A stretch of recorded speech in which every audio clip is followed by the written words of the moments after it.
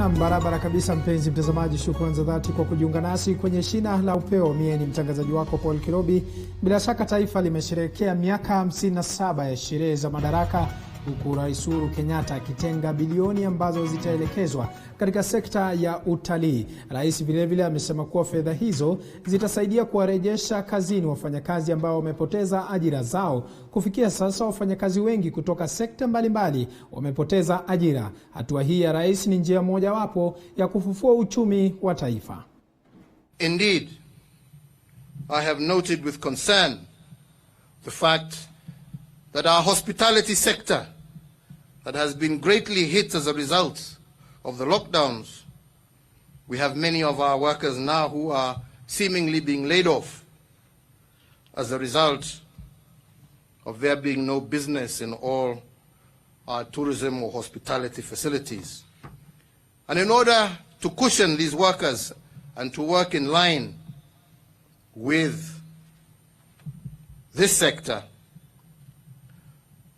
my administration will focus on an intervention by offering an initial 2 billion shillings from the Exchequer to support hotels and all related establishments and to ensure that they are able to maintain their staff complement. And our Cabinet Subcommittee will be meeting to engage with stakeholders to develop the protocols for this. Safi kabisa mpenzi mtazamaji, tukiachana na hayo na kuangazia mengine, ni kwamba katika hotuba yake Rais Uhuru Kenyatta kwa taifa, aidha ameonyesha dalili za mchakato mzima wa BBI utakavyobadilisha baadhi ya vipengele vya katiba, akisema kuwa tangu Kenya ilipopata uhuru mageuzi katika katiba yamekuwa yakifanyika kwa manufaa ya Wakenya wote, na ikiwa kura ya maoni itahitajika kubadilisha katiba iliyopo kwa sasa, bila shaka Wakenya watachukua mkondo huo kabla ya kuzuka kwa virusi vya corona. Safari hii ya BBI ilikuwa imepata pingamizi chungu nzima kutoka kwa viongozi, aswa wale wanaomunga mkono naibu wa rais. But fundamentally, the constitutional moment that I discern is one that will bring an end to the senseless cycles of violence that we have experienced in every election cycle since 1992. And one that will deepen our democratic credentials as a country and lead to a much more inclusive society, which I do believe was the intention of the framers of the 2010 Constitution. Fellow Kenyans, we cannot reimagine our nationhood also without changing our political architecture. But we cannot change this architecture without re-engineering our Constitution. If we have done great things in the area of brick and mortar, the greater things that remain to be done have to do with our governance system, and we must not be afraid of changing the system if it does not serve our present and future purposes. Na tukiachana hayo na kuangazia sherehe za 57 ya madaraka, ni kwamba taifa linapoadhimisha miaka 57 tangu Wakenya kupata uhuru, masuala mbalimbali wanaendelea kutilia shauku hatua zilizopigwa kidemokrasia katika taifa hili. Mwanahabari wetu Boniface Baraza ameshiriki mazungumzo na mchanganuzi wa masuala ya demokrasia kubaini hilo. Ninasema kwamba hatujafikia malengo ambaye wale founding fathers waliwania kuwa kwa wakati huu tutakuwa tumeafikia, ama yale tunaita development goals. Hatujafikia hapo kwa miaka 57 sasa. Manake tunaona hali ya kiuchumi, hali ya maisha ya watu kwa ujumla, tungali tuko na shida. Ninaomba sana tuangazie mambo ambayo yanahusu wananchi wa kawaida ili watokane na janga la umaskini. Na safi kabisa mwanahabari wetu kwa kufanya mazungumzo kama hayo kuhusiana na swala la demokrasia, na ni hatua zipi ambazo sisi kama taifa la Kenya ama taifa la Kenya imepiga kufikia sasa. Kumbuka ni miaka 57 tangu taifa la Kenya lipate uhuru na kuanza kujitawala. Tukiachana na hayo, kwingineko ni kwamba huku mimea shambani ikiharibiwa na masika ambayo imekuwa ikinyesha sehemu kadhaa za nchi, hata kuadhiri chakula cha mifugo kama vile ng'ombe. Katika kaunti ya Kisii, kikundi cha vijana waliosomea ukulima wanachanganya unga aina kadhaa na kuunda vyakula vya mifugo, biashara ambayo wameifanya kwa muda wa miaka 4. Wycliffe Siko na taarifa hiyo. Virusi vya korona vinapotikisa ukulima na usalama wa vyakula sio tu katika kaunti ya Kisii bali hata nchini kote, inapendeza kuona jinsi vijana hao wanavyojitosa katika biashara ya vyakula vya mifugo kama vile kuku, ng'ombe, mbwa na hata sungura. Tunawakuta kwenye duka lao wakichanganya hadi pale mchanganyiko utakuwa chakula kamili cha mnyama tofauti na mnyama mwingine. Tuko na dairy meal, layers mash, gross mash, chick mash, starter mash. Tuko pia na chakula ya sungura rabbit, na pia tuko na chakula ya umbwa, yani dog meal. Pia tuko na chakula ya samaki, fish meal. Na hizi chakula zote huwa tunachanganya kulingana na ratio. Anasema Bwana Omwenga kuwa wakulima wametambua ubora wa vyakula wanavyoviunda hapa. Hata wengi wakulima wa ng'ombe wanapendelea kuwapa ng'ombe wao vyakula vilivyochanganywa hapa, ikilinganishwa na tamaduni ya ng'ombe kula nyasi. Zinanunuliwa kwa wingi. Kuna wakulima huwa wananunua ya ng'ombe, kuna wengine wananunua ya kuku. Hakuna chakula inunuliwi, zote zinanunuliwa kwa wingi. Awali wateja walikuwa wanafurika hapa, ila kwa kutikiswa kwa uchumi na virusi vya korona, biashara hii imetikiswa, ila wanasimama imara na kidete kuhakikisha kuwa hawasongezwi na misukosuko ya uchumi. Hii kazi tumeisomea kuna mwenye amesomea akatupea ujuzi, tunaitumia na tumefanya kwa miaka karibu 4 years. Wanasema kuwa kwa mchanganyo huu mifugo wanatoa mazao maradufu ikilinganishwa na vyakula vingine ambavyo vimezoeleka na wakulima wengi. Tunahudumia makastoma kutoka Kilgoris, wengine kutoka Ahero, wengine kutoka Rongo, Kisii, Keroka, Nyamira na hapa Kisii town.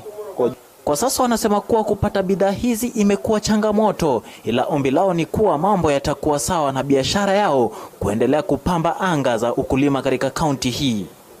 Nikiripotia TV47 kutoka kaunti ya Kisii, mimi ni Wycliffe Siko. Asante sana mwanahabari wetu Wycliffe Siko kwa taarifa hiyo. Tukiachana na hayo, kufuatia mchamuko wa virusi vya korona humu nchini, taifa limedhihirisha kuwa lina uwezo wa uzinduzi wa teknolojia nyinginezo.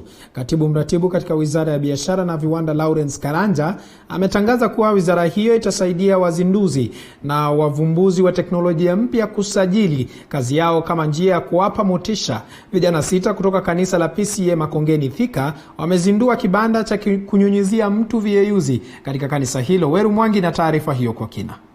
Vijana 6 kutoka kanisa la PCEA Makongeni Thika wamezindua kibanda cha kunyunyizia watu viyeyuzi mwili wote. Kibanda hiki kina tapu 2 kwa upande wa kulia na kushoto na nyingine upande wa juu inayonyunyizia kichwa, bega na mgongo viyeyuzi. Eric Karao ambaye ni kijana mmoja wa wale waliozindua kibanda hiki anasema walikitengeneza katika juhudi za kukabiliana na kuenea kwa virusi vya korona na kinaweza tumika katika sehemu zilizo na watu wengi. Mtu anapoingia kwa ule upande wa kwanza, kuna sensor ambazo tumeweka ambazo zitakuwa zita sense the presence ya mtu katika booth hili.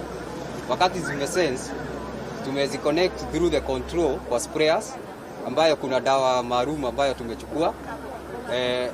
Ile dawa utanyunyiziwa kwa mwili yako. Eric ambaye alihitimu na shahada ya uhandisi kutoka chuo kikuu cha Dedan Kimathi Nyeri amesema kuwa wazo la kibanda hiki ni kunyunyizia hadi nguo viyeyuzi, kwani virusi vya korona vinaweza kuwa vimejibana kwa nguo, akisema kiliwagharimu shilingi 1138, akidokeza kuwa wanajitahidi kupunguza bei ya uzalishaji ili kufanya watu wengi kumudu teknolojia hii. Wakati unapopita kwa hiyo booth, hii dawa maana yake ya kunyunyizia watu ni kuensure that hauja spread hizo virus kwa watu wanaokaribiana na nyinyi.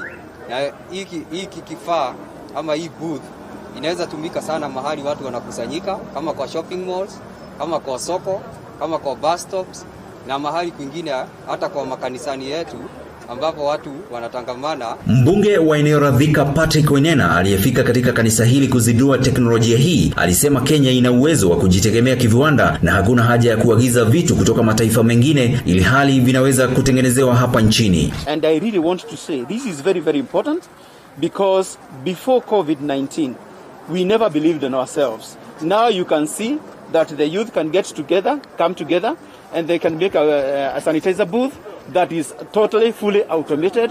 When you get in, it can sense you, spray you. When you get out, it stops by itself. And you can see it's a very, very beautiful job over here. Vilevile Wenena amesema kuwa amepeleka mswada kwenye bunge la taifa wa kutaka vitu vinavyotengenezewa hapa nchini visiagizwe kutoka mataifa ya nje. Mswada huu ukilenga kukuza uchumi na viwanda humu nchini. I've got a bill that says that whatever we can make in this country, why do we have to buy it from outside? You can see my bill, even before it's enacted, is coming to pass. All these things before, you could only buy them from China. And what you're saying is, if we can make this, then what is a jiko that we import? What is a pan? What is a wheelbarrow? Why do we have to import these things when we can make these kind of innovations? Now that we have been shown that there's a silver lining in COVID-19, please let us not go back to where we came from. Hapo awali katibu mratibu katika Wizara ya Biashara na Viwanda Lawrence Karanja alisema ni fedheha kubwa kuona gonjwa la corona ndilo limefanya Kenya kufahamu uwezo wake wa kiviwanda na kuahidi kuwa wizara hii itawasaidia wavumbuzi kusajili kazi zao na kuwaunganisha na mashirika yanayoweza kununua teknolojia hizi ili kukuza sekta ya viwanda humu nchini. You have a partner in us. We shall endeavor to link you to our SMEs, small and micro entrepreneurs, so that you can showcase your technology, you can sell your technology, and the small and micro entrepreneurs can take that technology, apply it, so that our country can move we can achieve our target of industrialization, being an industrialized nation. Kutoka Thika ni Wero Mwangi na hii ni TV47. Na tukiachana na taarifa hiyo ya Wycliffe Siko, kwingineko ni kwamba huku visa zaidi vya corona vikizidi kuripotiwa nchini, wahudumu wa afya kujitolea katika jamii ambao hutembea kutoka nyumba hadi nyingine katika kaunti ya Bungoma wamehamasisha umma kuhusu janga la corona na umuhimu wa kutembelea kliniki. Wahudumu hao wamelalamikia pakubwa mazingira duni na changamoto ambazo wanakumbana nazo. Mwanahabari wetu Wanji Sosti na mengi zaidi. Ni kundi ambalo limesheheni akina mama. Lao ni kuhamasisha umma hatari ya corona na umuhimu wa kuhudhuria kliniki hasa kwa akina mama wajawazito. Wanasema kwamba kila mama katika shirika hilo amejukumika na zaidi ya familia 100 ambazo anahudumia kila siku. Kazi yetu ni kutembea katika community, nyumba kwa hadi kwa nyumba, tukifunza watu wetu jinsi wanavyojikinga na hii ugonjwa wa corona. Huwa tunatembelea nyumba 100. Kienda kutembelea nyumba, wanatarajia unaopelekea maski ama unaopelekea chakula, ili hali sisi hatuna ama hatujapata hata mfadhili wa kutupea hizi vitu na tupelekee watu wa nyumba zetu. Licha ya kupokea ufadhili kutoka kwa mwenye nia njema, wamekariri kuwa wanakumbwa na changamoto sihaba, wakiomba ufadhili zaidi. Imekuwa vigumu sana, hata saa zingine hatuendi, saa zingine tukienda tunasimama distance, hata watu mkienda hata wengine wanawatoroka. Hata wakitaka tuwapelekee sabuni, hata tunasi huyu mgeni wetu huyu aje siku nyingine atuletee ile sabuni kubwa tupelekee community sana. Tulikuwa tumewaachia hata wamama kliniki walikuwa wamepungua, kupeleka watoto pia kliniki walikuwa wanahofia, lakini sasa tumepata nguvu ya kuenda kwa hizo manyumba na kuendelea kuelimisha. Tunaomba kama kuna mfadhili mwingine pia aendelee kutuongezea hizi vitu, kwa maana sisi ndio tunadili na community na sisi ndio madaktari wa kwanza wa community na kuokoa maisha yao. Kwa upande wake Briva Mangeni, kijana ambaye amejitokeza kuwapa ufadhili wa barakoa na vyeuzi, amewarai vijana kutotangamana na madereva wa trailer, kwani si hofu ya corona tu ila maambukizi mengine. Hii ni watu wa trailer. Apart from kuwa na corona, those guys, most of them, they have the HIV/AIDS. Nyinyi mko na watoto wasichana hapa. Hata wachana na watoto wasichana, pia mko na vijana. kijana ako na girlfriend. Huyu girlfriend amedanga chunga, yani namaanisha ni kauli mbiu iliyotiliwa mkazo na chifu eneo la Namirembe Fred na Mtembi, akikariri kuwa hofu yake ni kuwa huenda idadi kubwa ya maambukizi ya corona ikaripotiwa eneo hilo, kwani madereva wa trela hutangamana na wakazi kila siku. Baada ya wiki moja mbele au mbili tutaanza kurekodi visa ya corona kwa hii area yangu, na hiyo ni tisho. Ugonjwa iko imefika kwa hii heri. Watu wa madrela wanalala area yangu, wanakula area yangu. Wanji Sustin, TV47, Bungoma.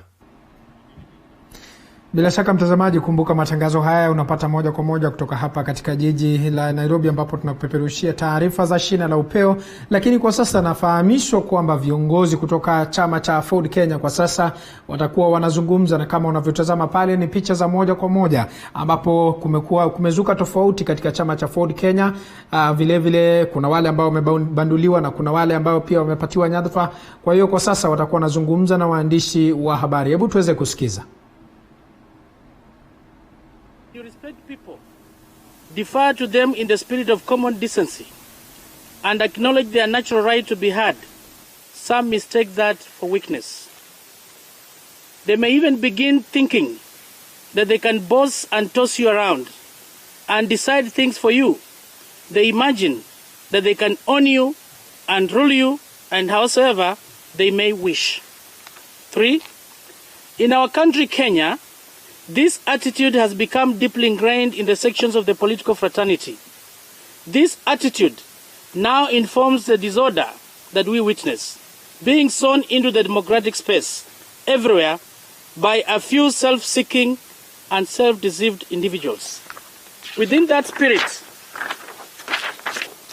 of misplaced self-grandeur, they are dictating things to virtually everybody and taking people and institutions hostage. 4.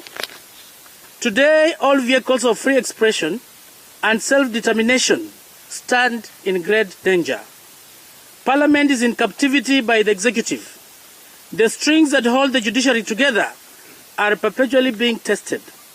Political parties are being shaken all the time. The media is often under assault. The free space is ever in mortal danger. 5. As members from Western Kenya, we are perturbed at the incessant efforts to keep our nation perpetually divided and in disharmony. There are those who think we are ladders that they can use to climb to the top. These have formed themselves into an axis of evil, seeking to ruin our destiny as a people. 6. In the good spirit of cooperation and trust, we have previously worked with leaders from other communities and allowed them to enjoy leverage in certain situations because of what we understood to be greater good of our country. We have worked with President Moi and supported him at election time. Our communities in Western Kenya have also supported President Mwai Kibaki, the late Jaramogi Oginga Odinga, President Uhuru Kenyatta, and indeed the late Mzee Jomo Kenyatta. We have always done this in a good faith and in expectation of mutual reciprocity. The very minimum we expect is respect for our people and their recognized leaders.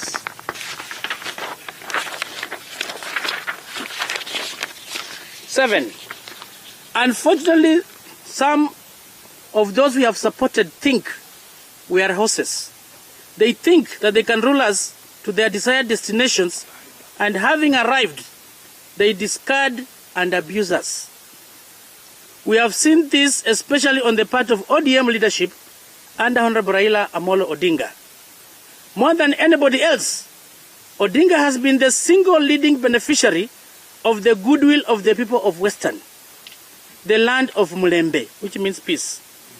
We have repeatedly allowed him to be the compromised presidential candidate, even when we knew there were better candidates. We have treated him like the beloved brother we thought he was. But what has he done in turn? He has behaved like the rude guest who rattles the house and upsets his welcome. This guest has gone into every nook and cranny of the house, including into forbidden spaces. He has encouraged our children to be rude to their elders. He has schemed with them to hurl insults at their parents. He has encouraged our sons to commit sacrilege in the home. We don't doubt that this has perhaps been done with the intent of bringing the Oedipus curse and destruction to these young men and ruin to their descendants. Odinga has turned things upside down in our house and expected that the owners of the home will not continue to 8.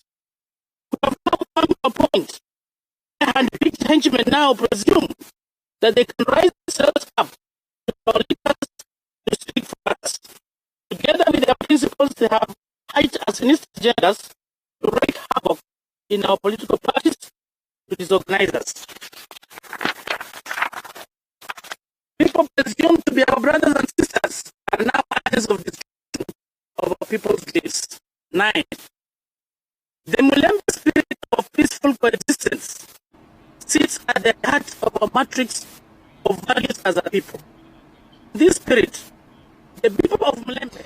Bila shaka mtazamaji, hizi ni picha za moja kwa moja ambapo viongozi kutoka chama cha Ford Kenya kwa sasa wanazungumza na waandishi wa habari, na ambapo Chris Wamalwa amemshutumu kinara wa ODM Raila Odinga kwa kile ambacho wanasema kwamba ameingia katika nyumba yao na yeye kusababisha mageuzi na vile vile kusambaratisha chama hicho cha NASA na jamii ya Waluya. Taarifa hiyo mpenzi mtazamaji itakuwa inakujia mwendo wa saa 1 na Lydia Gashoma ambapo atakuwa anakuandalia taarifa hiyo, lakini kwa sasa mtazamaji naarifiwa kwamba muda umekimbia zaidi na kwa sasa sina la ziada, ila nitakuwa nafungasha virago hapa studioni na kukunja jamvi la Shina la Upeo. Mimi nimekuwa mtangazaji wako Paul Kirobi, sina la ziada na kutakia jioni njema. Asante sana.